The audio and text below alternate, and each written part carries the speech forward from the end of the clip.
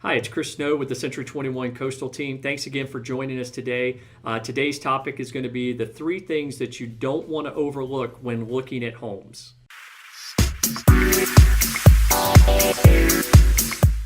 Just a quick reminder of some of the resources on our webpage. If you're looking at purchasing a home, please click here. If you're looking at selling a home and want to get a value, please click here. And now back to our topic, the 3 things that you don't want to miss out on when you're looking at homes. Purchasing a home can be a great time and a lot of fun, and a lot of excitement can be going on when you're out looking at homes.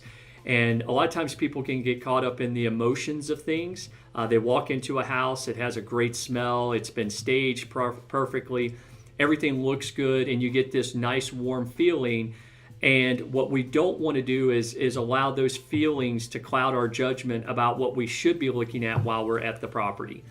And one of the first things that we want to make sure that we're looking at in regards to any home is what the ultimate resale value of that home will be. The reason why we want to look at the resale value is that if we're trying to buy the largest home and the most expensive home in the neighborhood, later on down the road, we may have a very hard time getting our value back out of that property. And the reason why I say that is that the larger homes in the neighborhood tend to pull the smaller homes in the neighborhood with them from a value standpoint. So again, make sure that you're looking at the resale value, the ultimate resale value of that property as you're going into that house. The second thing we want to look at are any potential structural issues or any other maintenance items that are readily apparent and visible. And for us here in Florida, in the Northeast Florida area, mold and moisture are one of the bigger things that we want to look at. So just start to look at the ceilings of properties to see if you see any blemishes, any dark spots, or any spots that have been painted over. That's going to draw your attention to any potential leaks that have happened with the roof and any potential mold issues that would be as a result of that. The other thing we want to look at are any structural issues. And one good way to look to see if there's any structural issues, obviously we want to have a home inspector and a licensed person do that, but you can get a quick gauge right off the bat if you look at the door frames of properties, and if you see that there might be a little bit of tilting on the door frame itself, you may have some structural issues there. So just keep that in mind as you're looking through the properties.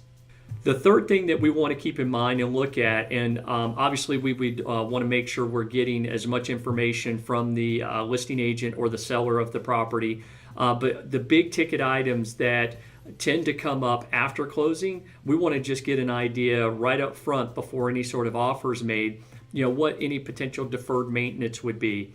And when I say deferred maintenance, I mean, what's the age of the roof? How long is it good for? How many years life are left in there? A good home inspector is going to be able to tell you that.